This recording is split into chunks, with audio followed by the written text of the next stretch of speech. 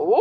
Going on, people? We alive. We are going. Welcome, welcome, welcome. If you're just tuning in to Inspirational Freestyle Recovery Flow, you know the drill. You know what we do on this page. We share experience, strength, and hope, man. And we share the message of hope, man, for the addicts that are out there suffering and for the people that suffering at their house and they're clean or whatever's going on in their life. And, you know, everybody's going through something on this pandemic and the riots are going on.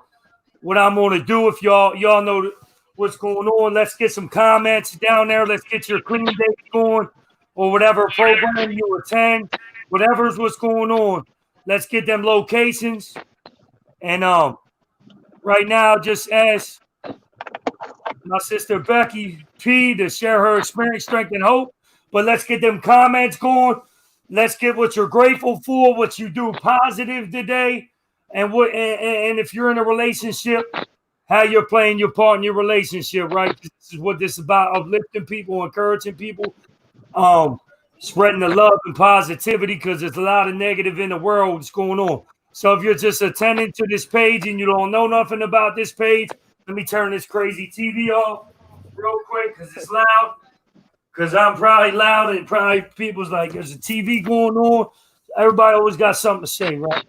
And so if you're just tuning on this page, go and share this out. You just tune in. Let's all get this shared out. Share this out to all the recovery groups.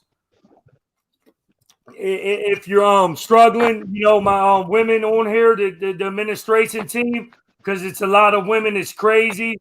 And the women will definitely be able to reach out to you. And like I said, I got phone numbers for all y'all to get experience, not opinions, right? Because this is what we do. So let's get them clean dates going. Let's go. And I'm going to pray Becky in, and I'm going to let her share her experience, strength, and hope.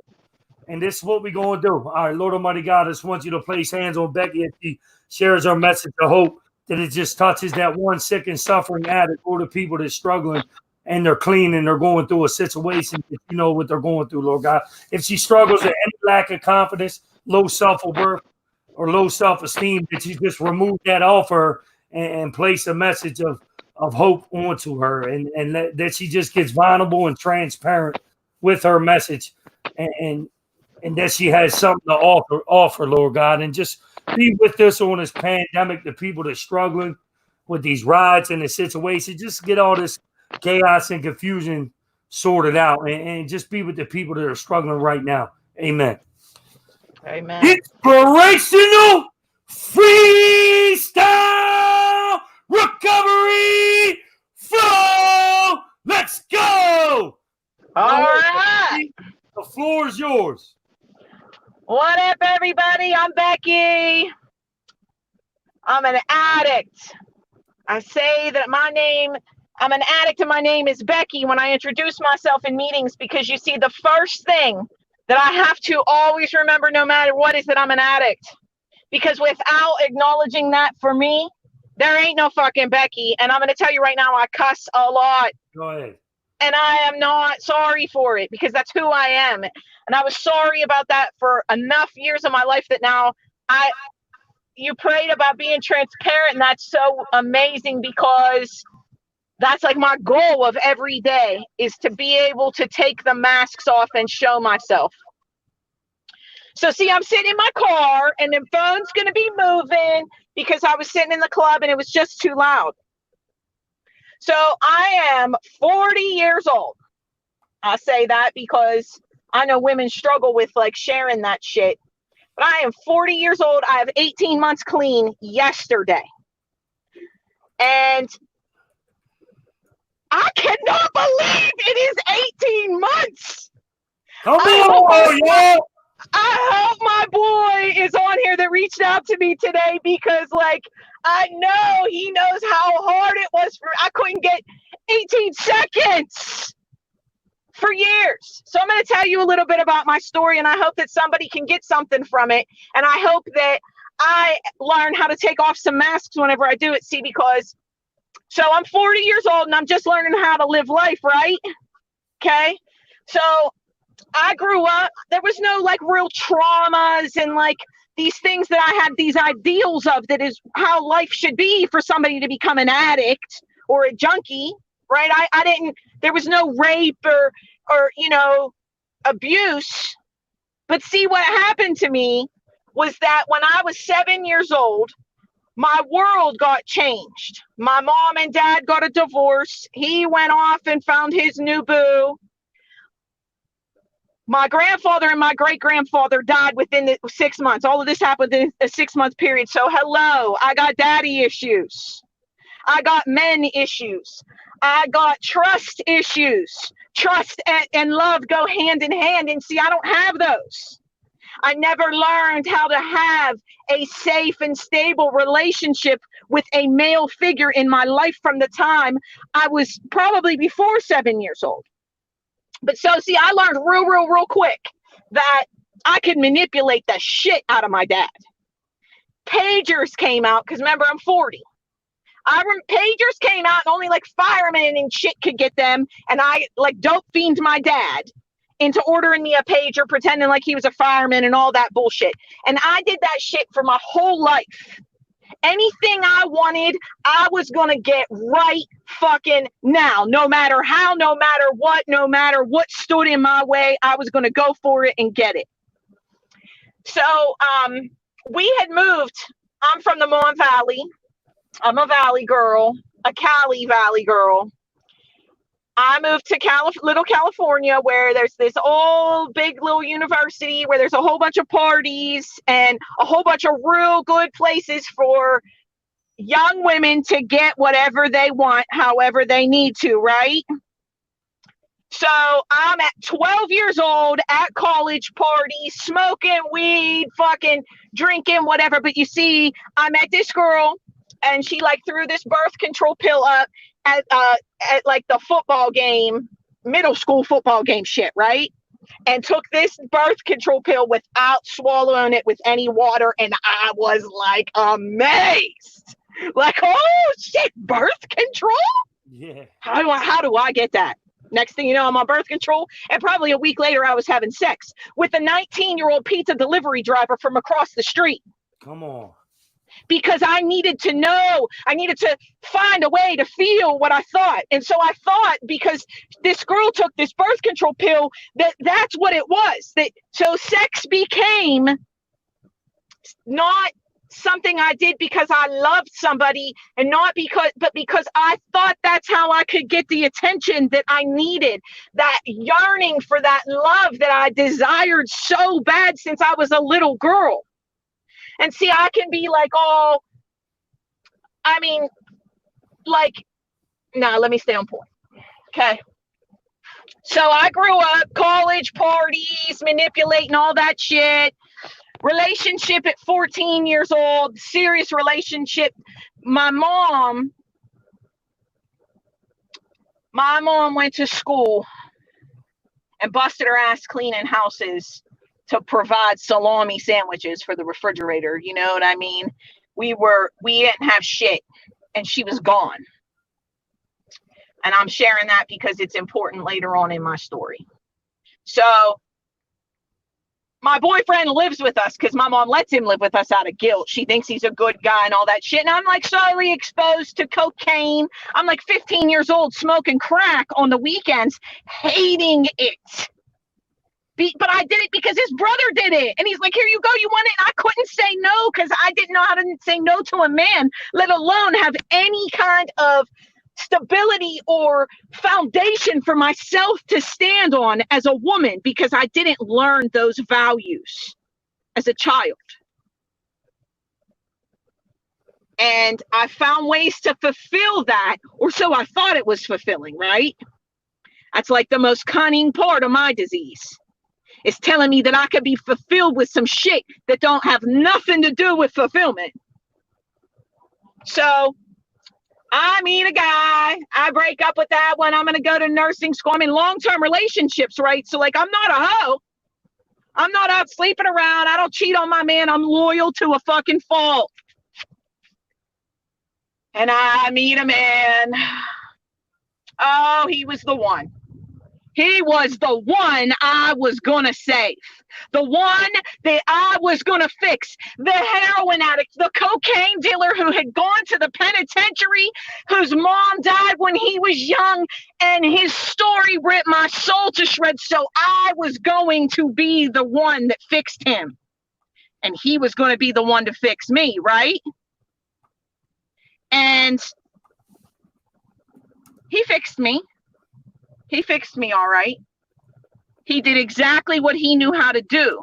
And you see, that shit becomes real attractive, real enticing. And I'll never forget, I said to him once when he was in jail, why do you do heroin? And he said, imagine this, Becky. It's a 1 inch by 1 inch little thing that tells you that as long as you have it, anything and everything in the world is okay. And I was like, damn, I want some of that. That's what I've been searching for my whole life, is to just be okay. Okay, so you know how the disease progresses and all that bullshit, right? You know, rehabs, jail at like 21. Well, see, one of them times that he goes to jail, he I just read one of the comments. So one of the times he goes to jail, he comes out and he's got to like go to meetings, right? And so I'm introduced to this fellowship, and we start out in a fellowship out in Washington, PA, that I had a huge resentment over, because you see, the newcomers he decided he was going to sleep with, and then we was going to go back and forth and play that game, one up each other. And then I figured out real quick that, see, I could use that same manipulation that I used on my dad to get that pager on him, and I could just take my little white ass down to Clairton and be posted up on the street, and he'd come. My mom would go get him, and he'd come get me. And that only lasted for so long, see, because he actually started working a program, right? And there I am in the midst, caught in the fucking grips. Some shit happened to me, some pretty foul shit, you see, and I'm going to tell you that looking back now, I know that God has had my back from the gate. You see, because I had no morals, no values, no anything of myself. And you see, I went to Clairton where they would have eaten me alive. And my like dope dealer guardian angel took me in and didn't let the streets eat me up too much. He'd call my mom and be like, come get her the fuck out of here. So I get clean with the help of somebody from Clairton, right? I spent 13 years clean. I'm a registered nurse. Come on. I got a bachelor's degree. I had a house. Notice I said had. Because, see, I had a house on a river that's fucking the most beautiful, peaceful place on earth, right? For me. I have a husband. I have 3 beautiful children with him that we got married before we had, because those were his values and those were his beliefs that I adopted and now have grown to be my own, which is a wonderful fucking thing, because like I truly believe in them. Okay. So I'm living the dream life. Only guess what? I didn't give back. I took everything that I could from the meetings, from the people, a little bit from this one, a little bit from that one. See, because I was unique and I was different, and it wasn't ever going to take me back out. Well, that same dope dealer guardian angel found me at his doorstep one day, dope fiending him to let me get a brick so I can sell it. I'm a nurse at Jefferson Hospital going to Clairton on my fucking lunch break because, you know, I wasn't going to go back to it like, you know, slowly. Fucking both feet in, balls to the wall. My mom gets cancer. And we went through chemo, radiation, and I'm talking about some invasive, barbaric ass shit because she had endometrial cancer, okay? And my mom, now I'm a nurse, right? So my mom had a colostomy, a urostomy, a nephrostomy. So 2 pee bags, a poop bag, a bag coming out of her stomach, a PICC line in her arm because she couldn't eat or drink nothing, and then another drain from her gallbladder at one point in her life, right? My mom goes into septic shock. She's dead. I call the chopper. I get her on the chopper. I get in the car. I fly to that dope dealer's house with her money that I stole out of her fucking purse when I think she's fucking dead on the table, shoot dope as fast as I can in his bathroom and fly to the hospital and sit by her side like I'm a good little fucking daughter. Come on with it. My mom died May the 9th of 2017. Wow. I lost my desire to live. My will and my everything died with her, and I tried everything I could to kill myself, but I didn't have the courage to really do it, right? I was just slowly trying to kill myself. So see, I got a life insurance policy for $95,000 about 2 weeks after she died.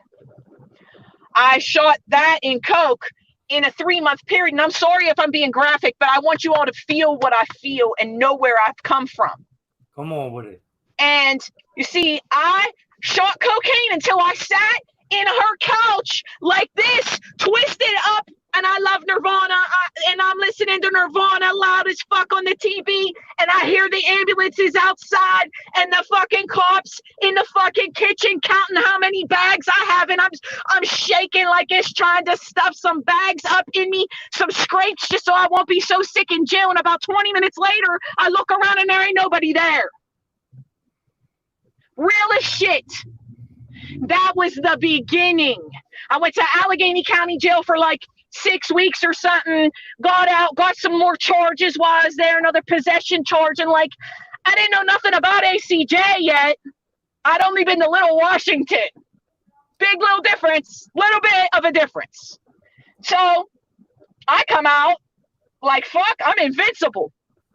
A month after I get out, I get $500,000 in my mom's estate. I mean, I would lie if I said, because usually at that point I say, like, I got like $2 or whatever's in my wallet, and I just got that pandemic money, so there's a little bit of money in my wallet right now. But really, all that money was fucking gone. I got the money in December. I went to jail in March. Broke. Spent a year in jail pregnant on methadone after shooting cocaine and being in the craziest fucking psychosis. Anybody and everybody was everywhere chasing me down.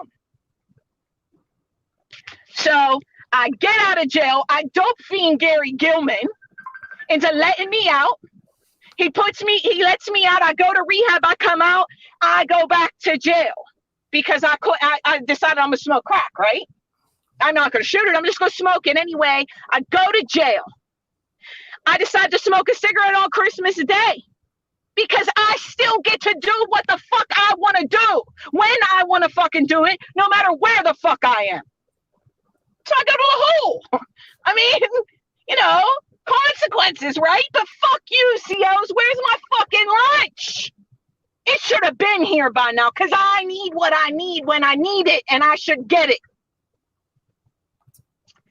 So, you know what you can have in the hole? You can have the Bible or you know, any literature, whatever religious preference you got, and fucking recovery literature. No, fuck that recovery shit. Give me the Bible.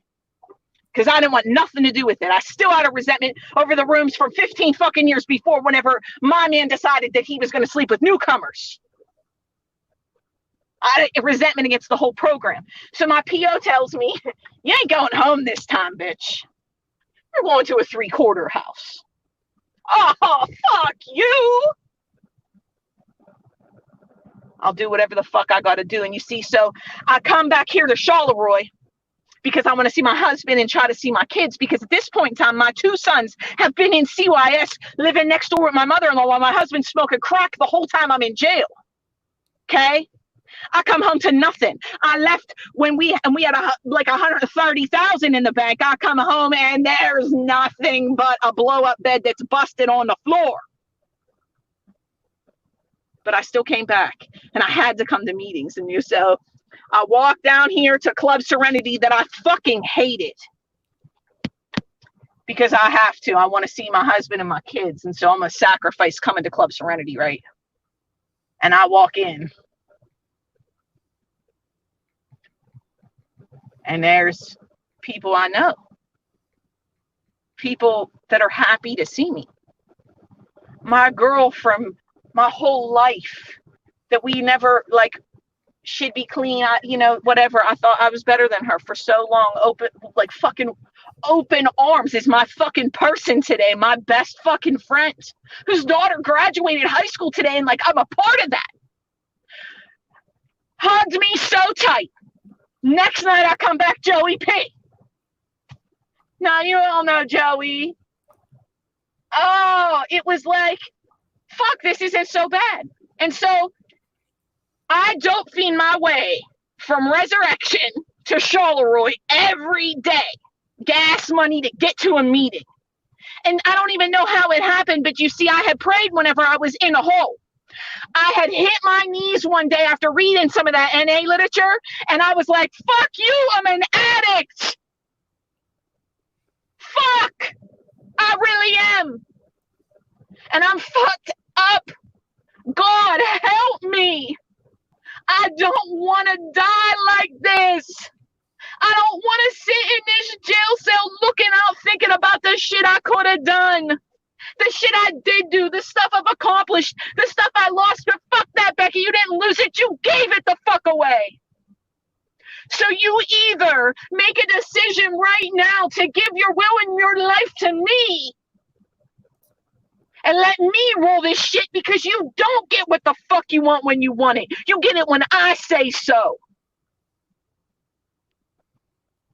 And I laid my head on that cot in that cell, and I cried so fucking hard. I was the hardest fucking shell masked bitch. I used to call myself a magnificent cunt. Someone said I was a bitch. I'd be, fuck you, I'm a magnificent fucking cunt. Okay? Get it fucking right. But really, that's a scared little girl inside saying, I don't want you to not like me. I don't want you to not understand me. I don't want to not be accepted. I still just want to be loved. I still just want to feel that love that I've yearned for since I was 7 years old. I get kicked out of res for coming to Charleroi for meetings, because I didn't base recovery in Washington. I based it where I was coming back to, right? It's the first time that I recall. If someone says about doing like the right thing, it's the first time that I can recall doing the right thing against my fucking will. Because the last fucking thing I do is go to the probation office. Catch me when the fuck you can. Right? I go up there fucking hat in hand, please. Please. Please. All right, go home. Gonna go on house arrest, do this and that. I get on house arrest, I get a job at Subway, and let me just tell you something. I was making like $30 an hour as a nurse to go work at Subway for $8, and then student loans take 15%, and I gotta walk up and down this fucking bitch of a hill in Charleroi in the heat and the cold and the rain and the snow and the slush, and I fucking loved every second of it. Because it was honest. It was honest work. They liked me. They accepted me. They liked my work ethic. And slowly but surely, the embarrassment that I felt, because see, that's my arch nemesis, is embarrassment. Embarrass me, and I'm going to unleash. Well, at least that was how it was. I'm working on that. And then I'm at the club every day, and I got a home group, and I got a sponsor, and I start to work some steps, and I start to share in meetings. But you see, this whole time, my husband had come to meetings with me, right? He kicks methadone in the rooms. And I think I saw Jody on here. And Jody was our inspiration for that, right? For real. He kicked methadone in the rooms, but then starts working a job and this and that, and life takes over. And I think that I mean, without me sounding like I'm taking his inventory, it appears like he feels like he's normal. And I didn't share about it. I didn't talk about it at all. And I was struggling so bad inside, but I wanted to protect him. It's the man I love. But wait a minute, there's that cunning shit, right? That fulfillment I talked about a little bit ago. Where do I fit in that equation? This is my fucking platform right here. This is where I come to get it out. This is where I come to get sanity at the level of sanity I can have, because I'm insane as fuck. And I love it today. Fuck the bullshit. This is who I am. Loud. Foul ass mouth. Kind as fuck heart. Loyal to a fucking fault. So I started to dig into NA and to my fellowship. And my people were started to be around me, right?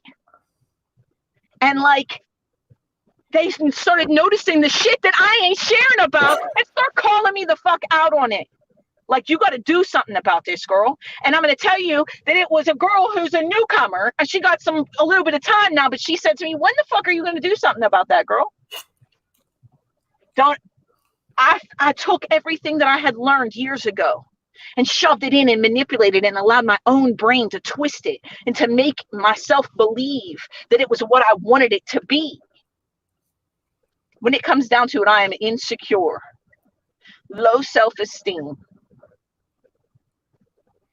I feel worthless, and I allow myself to let my brain beat myself, my soul up.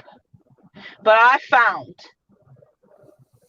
that I have to keep it simple because I like to complicate the living shit out of my world. Anybody who knows me will tell you how fucking crazy my life is day to day. So let me just tell you about some blessings, because I told you I got 18 months clean, right? So since I've been clean, I was pregnant and I had a miscarriage. My cat, that was my love, my baby, got fucking hit and killed on the road in front of my house. And see, like, I can choke up about that today, but I would have never done that in front of people because I wouldn't allow myself to look weak over a cat, or to talk about God because someone might have a difference of opinion. I don't care about that anymore. I don't care. I mean, sometimes, like, let's be real, of course sometimes. But most times, I'm able to say to myself, you deserve this. You're a good person. The things that you've done, the places that you've been can inspire. So I lost the baby. I lost my cat. My daughter was in a foster home from CYS. Okay. They called some really, really rich fucking people who thought that, like, you know, this fucking crazy ass bitch in jail don't deserve this kid. And on paper, I didn't.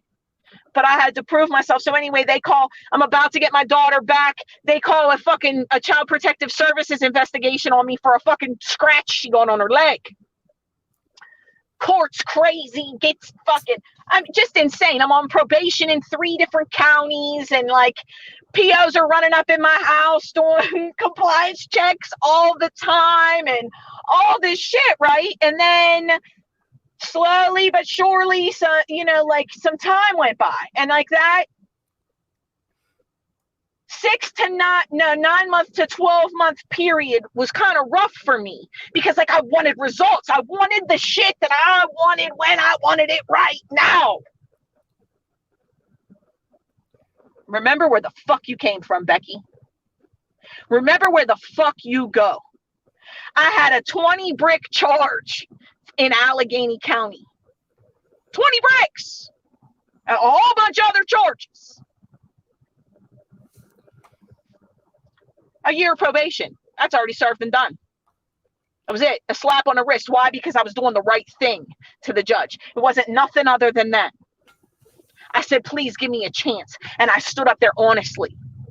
And then like 2 DUIs and wrecked cars and fucking crazy, all that nonsense bullshit, right? Those POs that were coming in my house, just asked me to speak at drug court graduation. My kids on Monday, CYS is gone forever, baby. Signed out of my life. My caseworker calls me today talking about send me pictures of them kittens your cat had with the kids holding them. I talked to that foster family that called that CPS investigation on me because at the end of the day, it wasn't about me. It was about my daughter, and they were trying to do right for her. And I got to accept that. I fucked her over. They took her in. Nobody else would. None of the family I had. But you see, what happened was when my mom died, her family died with them. They're all alive. They just don't want nothing to do with me. And that sucks. That's pain. But it's okay today. It's okay because no matter what, no fucking matter what, Lee, if you're on here, I'm not going to fucking use.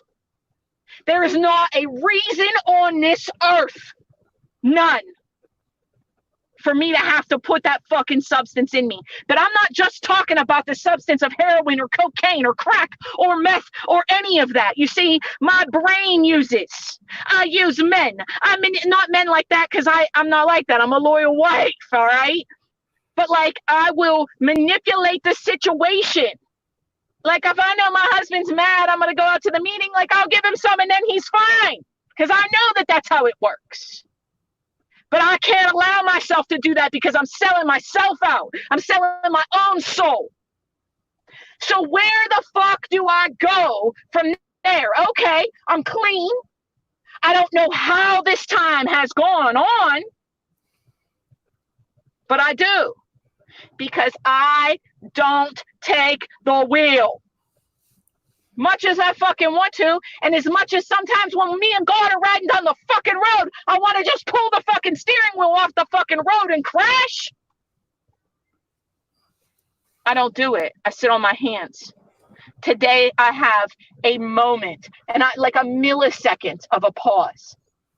I was saying earlier about embarrassment being like my driving force and shit, right? Last weekend, I take 4 carloads. Oh yeah, by the way, like, I'm on the board of Club Serenity. I help run our recovery house for women in Menneson. I fucking am on the Westmoreland County Coalition, Opioid Coalition. Me! They wanted me! Me! No fucking way. No way, but they do. And they do because I have something to offer. And I'm sort of willing to accept that. Sort of, not all the way. But I'll get there because I'm fucking determined to.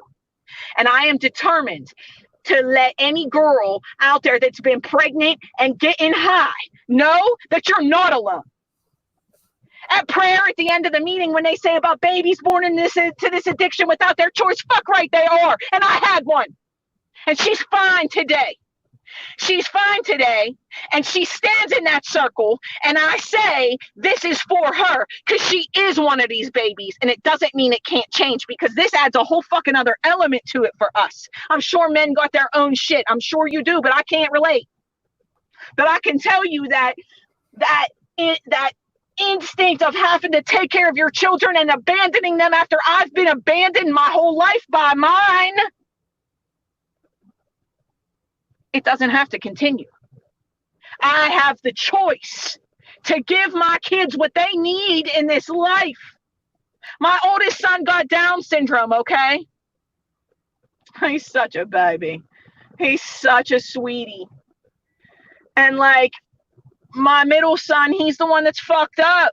Mommy went to jail. She just disappeared because I played that bullshit. See this face, this like, well, it doesn't look that good right there. But anyway, I can put on this real innocent fucking schoolgirl face and get whatever I wanted from the doctors and the nurses at work. And I can play my sick mom and all that. See, I said for years that I relapsed when my mom died, and I just used that as my excuse. I don't like to take the responsibility. I don't like to own that. But you see, I believe in God, and I believe that I have a purpose, and I believe that my purpose is right here, right now, doing this right here. Despite my husband up the hill pissed off because he got 3 kids, and I could go on and on and on a tangent about that, but I won't say no. Carl messaged me and was like, hey, you want to speak? I won't say no. I won't say no, because what the fuck if someone said no to me? So my husband drank a couple weeks ago, whatever.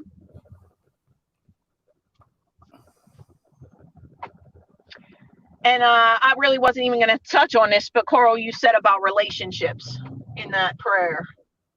And I feel I'm not just, the spirit has told me that I need to. So let me hit my vape before I get going. My husband and I have been married. It'll be 10 years this year. Together 11. It's my best friend. That's my ride or die. And yes, I know people say that shit, but like, we really have been that. Through thick and thin. Ride it out. Get through it together no matter what. Don't cheat. Don't lie about it. Don't lie about nothing. You know, the dumb shit using short line. But like, and we've stuck true to that. And those were his beliefs, his values that I pretended were mine at first. And then slowly but surely they became mine. And I value my marriage. I value the oath that I took in front of God to honor and cherish this man until the day that I die, through good times, bad times, thick, thin, all that shit, right? Except for there's not like this part in that says, okay, well, what about using? What do we do for the addicts here? There's no clause on that shit. At what point am I giving up too soon? What am I? All these a million fucking thoughts in a million ways my brain can go with it, right?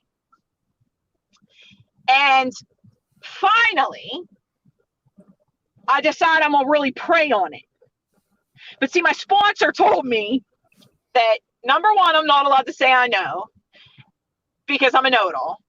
And number two, I need to learn to listen for the answer. So, I said about how my family died and stuff, right?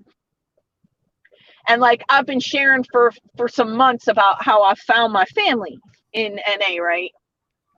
That house I told you guys about, that I have on the river,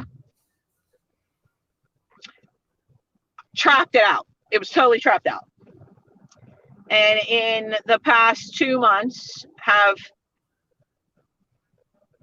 blessing after blessing after blessing. Like, I owe every utility company $1 bajillion because I never paid them despite having the $600,000. I still wasn't paying a fucking bill. And they gave me breaks and turned on all my fucking utilities. My friend down here, one of my closest comes down and is like, hey, this house isn't done. There's hope here. There's hope in this house. And we have ripped this motherfucker apart. And without even a fucking bat of an eye, one day I get a phone call that there's a refrigerator out back of the club for me to come and get. There's a stove delivered to the house. I got fucking ceramic towel in the back. All 3 of those things came from the same person. My family. Those people that love me. No matter what. Those people that understand me no matter what. See, all my whole life I've been thinking about where and the love and the needing and my husband and all this shit. Like, I need that love, right? I need it. I want it. Damn it. I do. I fucking got it. I have it. I have it right here, but I had to let it in. I had to stop putting these masks on and being afraid of what these people were going to think about this crazy fucking girl. And allow them to love me for who I am. And they do. They really do. I really don't know why all the time. Sometimes, yes. But I know that I'm worthy of that love, and I find that fulfillment in the rooms with my family, with my people who are helping me build my home that was my grandma's, that was left to me, my legacy of that blood family for me to pass on to my children so that I don't have to repeat the cycle of me. That's the most amazing fucking thing I could ever ask for. Any mom out there I know, like, I'd do anything for my kids. See, I always believed there was nothing. No, that's bullshit about the mother's love stronger shit. Fuck that. If I was pregnant, I wouldn't get high. My fucking daughter has done more cocaine than a lot of people I know. It's not something I'm proud of, but it's something I put out there because I don't think it's talked about enough. I don't think it's shared about enough. And I think that that guilt and that remorse fucking eats women's souls alive. Children that are gone to the system. And people do not understand that that wasn't your choice. You didn't have a choice. Once that shit's in us.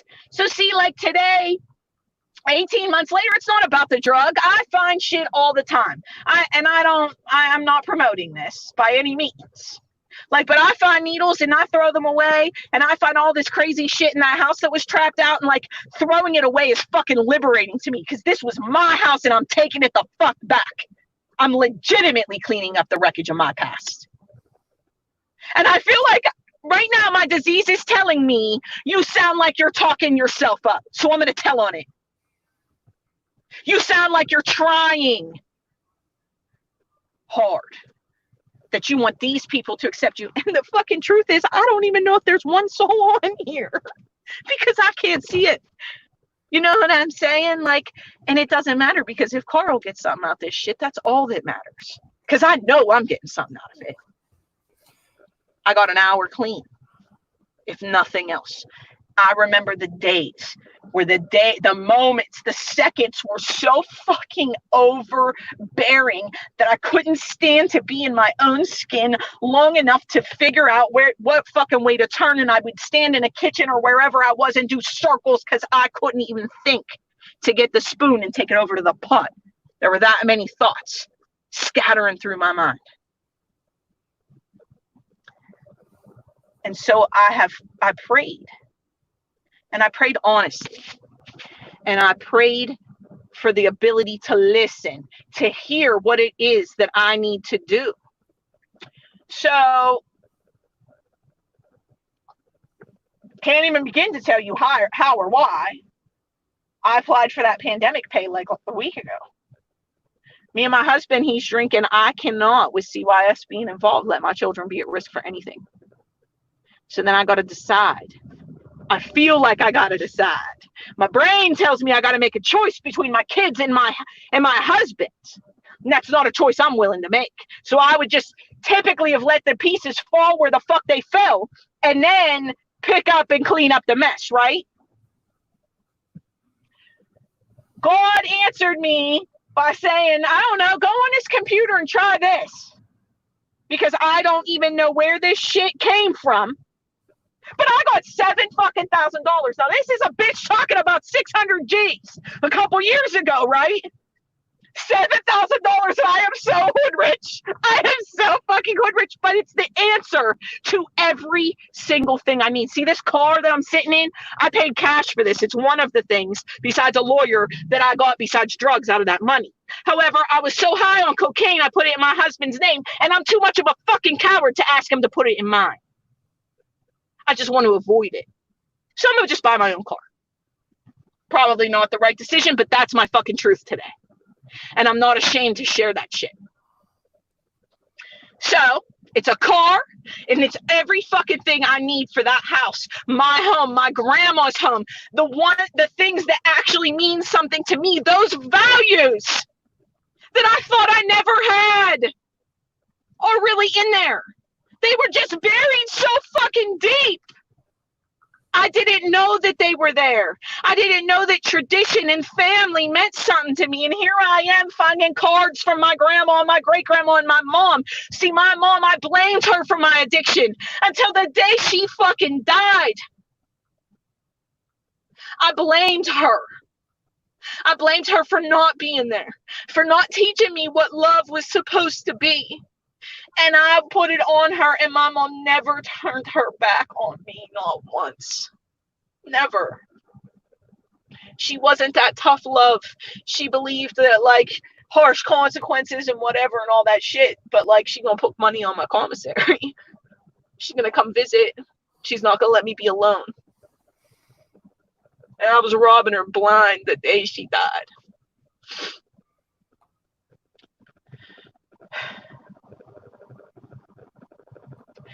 And after she died, I sat at the river with my brother, who I've always thought was her favorite, right? And he said to me, see, Becky, the thing you don't know is Mom don't know who I am.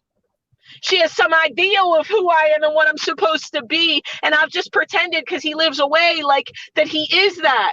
He's an addict just like me, but it's legal. Alcohol is legal.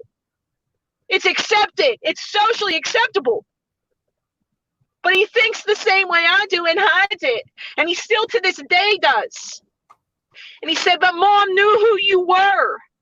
She knew who you were and loved you despite it. And then I found out that love is what it's about. That was what I was seeking. And that she died. And then I blamed her for that. And used that as an excuse. But what it comes the fuck down to is that these people in this rooms that I love and that have loved me, because I can't love myself.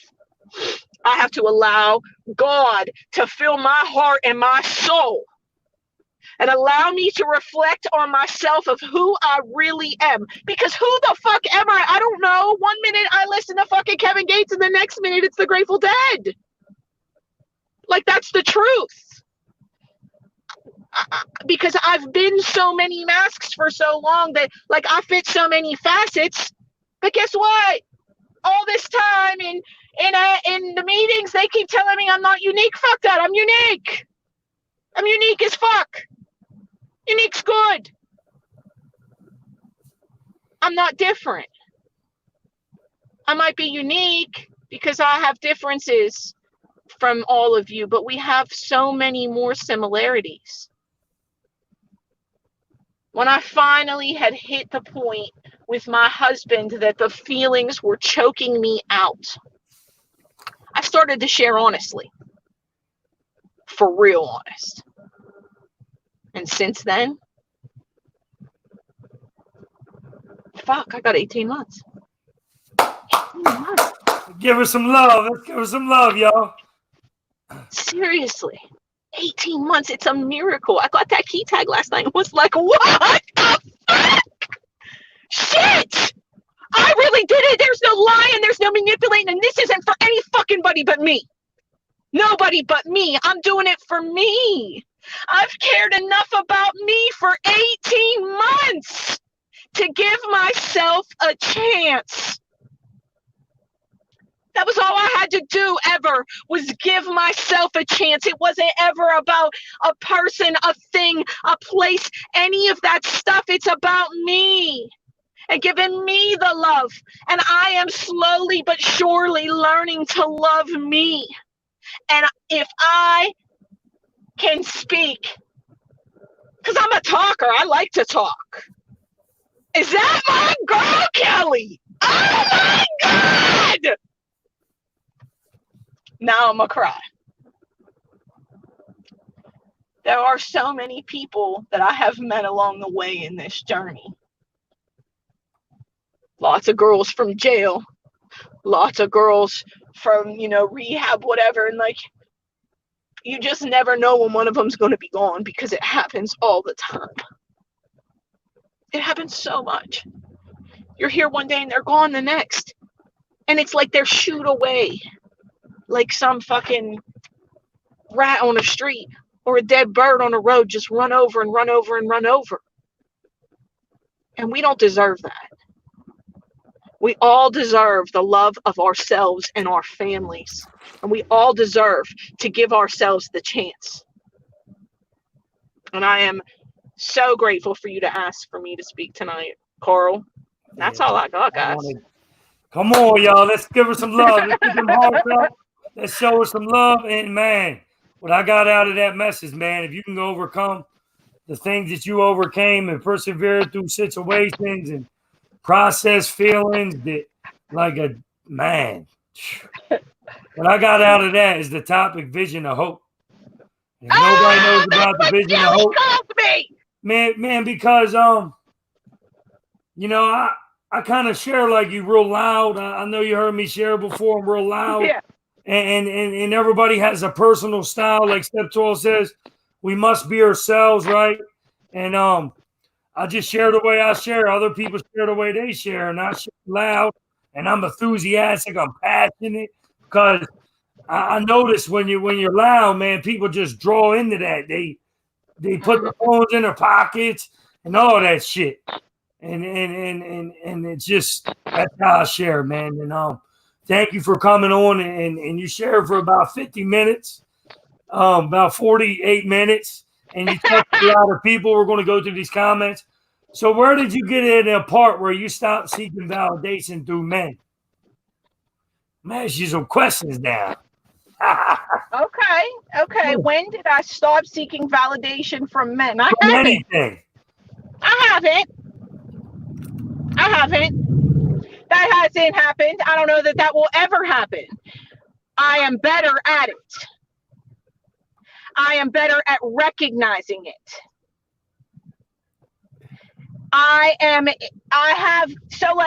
always had this inner monologue. I didn't really know that was possible. Okay, that other people had it. I thought I was just fucking different. And so I've always had this voice in my head, it's good, bad. But see, since I started coming to the rooms and listening to people and being open to the fact that we are the same, maybe different situations, whatever, but we're the same.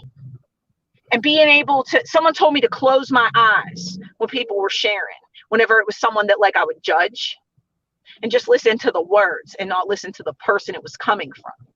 So since I started doing that, it really has given me a very short pause, but I still seek validation. Fuck yeah. I mean, yeah, I still do. I don't seek it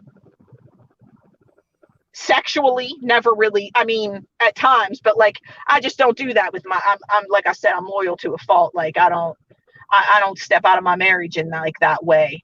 But an old man coming into Subway, you're damn straight I'll lay on the flirt just so he put the fucking tip in the tip jar. You know what I'm saying? Still sick. Yeah, so sometimes I like to interview people too, and just ask them a couple questions. So through this, well, you already really shared on that, through the 18 months, man, you went through a lot of feelings and emotions, and a lot of situations showed up, and it's just an inspiration to me. If anybody didn't get something out of it, I sure did, right? And that's right. I know I did. I feel great. I was all when you free yourself, and it's some stuff that you don't want to talk about, but God, I share this all the time. If I don't share that, my God will deal with me when I get back to the house and I go to put my head on the pillow. He said, you didn't share that, right? So that's what I go through, and that's how my God works, man. And I believe what's shared from the heart touches the heart. And you had a really good message tonight, and I want to thank you for getting out your comfort zone, and I want to thank you for just accepting the invite to Inspirational Freestyle Recovery Flow. You really touched a lot of the women on here tonight. Let's if y'all got some questions for Becky and you're a woman, let's get it in the comments. What did you get out of her share? You say me, girl. This is your home girl right here, Kelly. Listen, I think that this is the first time. I mean, I know that she won't mind me putting it out there, but that was my celly. And this girl right here, I had night terrors from my cocaine psychosis for months. I had night terrors. And this girl would legit just touch my foot and be like, Becky, it's okay, you're here. And I would wake up and feel safe in jail because I wasn't in that psychosis. Like, she's saying she saved me. That's my fucking sister right there. Like, and I am so fucking blessed that she is in here. I am so happy. I love you, Cal. Yeah, it's really amazing, man. Like, you never know. Here you go. It's one of my moderators, Angie. You touched her. Hi, Angie. She was like, "Yes, girl, yes." And it's like so many comments, man. You had to go to the page and share the page off to your page if you want some people to see it. Yeah. But people probably have seen it but just share it to the page if you want. And is there anybody on here struggling right now? It's very important that you don't watch me. It's very important that you get a face-to-face meeting. I tell that to all my people on here. It's very important to build it's called a WE, right? And a communication support network group that you can dump all your shit on to somebody. And don't be around blessing blockers, because we got people around here trying to block your blessing all the time. We got people around. I was one of them walked around hating on people because they did the work, they got the freedom. But I'm okay to share that with you, right? So when I got them in this little town in Washington, I thought everybody was weird, man. Because I'm coming from a big city, and I'm coming from a hostile city, a hostile environment where it's like either get down or lay down. And that's the environment. So I came to this environment, and it wasn't like that type of environment, man. And I fucking was crazy, man, wanting to fight people, pull knives on people out every day. But it's okay that I did that because I got some experience, that I got out of the situation, and I learned not to do things like that today. And I flipped out. And on a meeting one time on this dude at the police station up the street, and people was like, we don't act like I'm recovery. But I'm here to tell you that I'm not cured. Only thing cured is bacon in hand, right?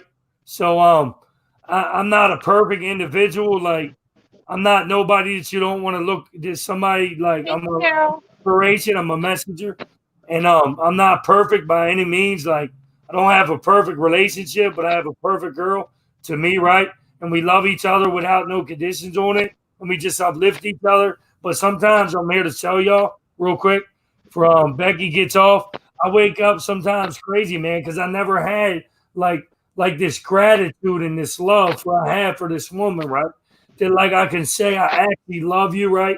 And I'm not in there on the phone when she's going to sleep in the DM fucking diseased up, right? Trying to get a fix out or some validation from some other girl. I ain't know I am today, y'all. And it's just that's why I built the admin team of women. So I don't have to do that, right? But transparent, like I went to the happy birthday. I'm sorry, Carl. Yeah. All right. Angie's birthday. Yeah. Oh, happy birthday. I'm sorry, Carl. Please continue. So it's all right. I'm crazy like you too. Trying to live in faith over fear, but the fear of these two amends I'm making this weekend is crippling me. Tony, you know him? I think I did. I don't know. I don't know. Tony, do I know you? Regardless. So whatever you're going through, Tony, send me a message to this page. I'll be welcome to give you some experience with some experienced members. I don't shoot opinions over this part of this town. This side of this town, very important to.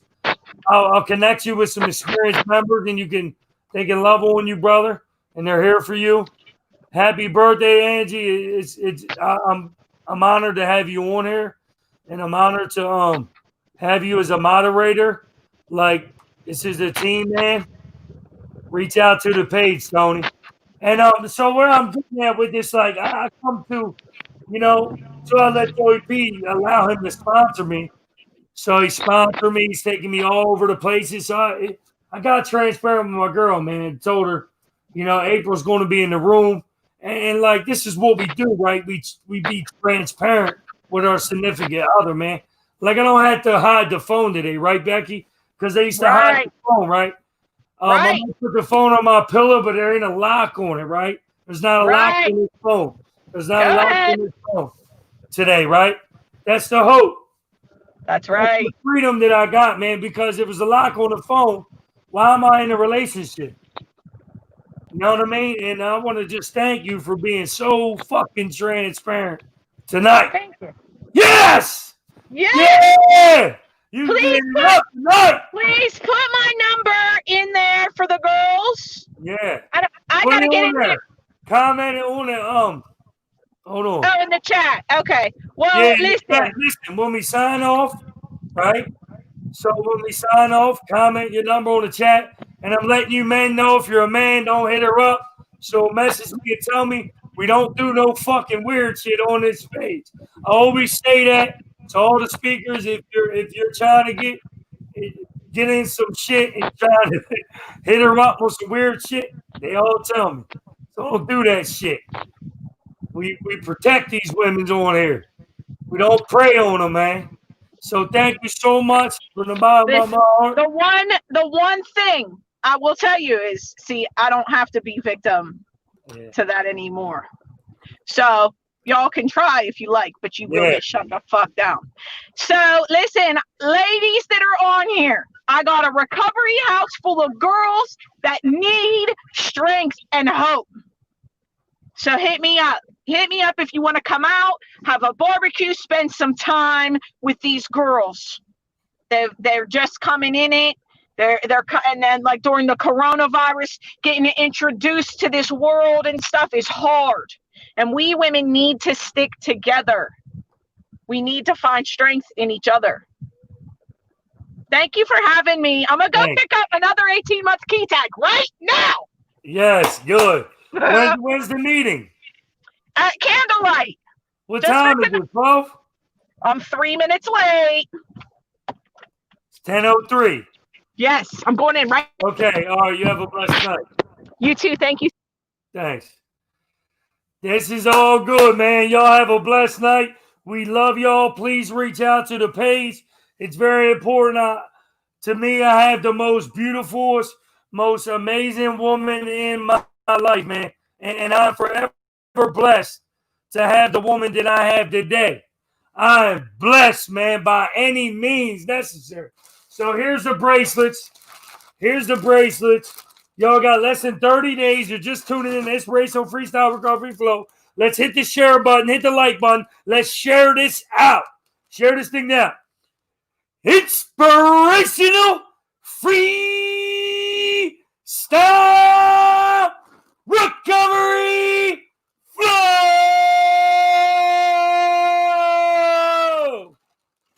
Let's go. Thank you so much. You all are amazing. Love you, Charles. We still got some of the PIMP bracelets. Purpose in My Pain. We still got them. We're running through Cash App and Venmo. We got these.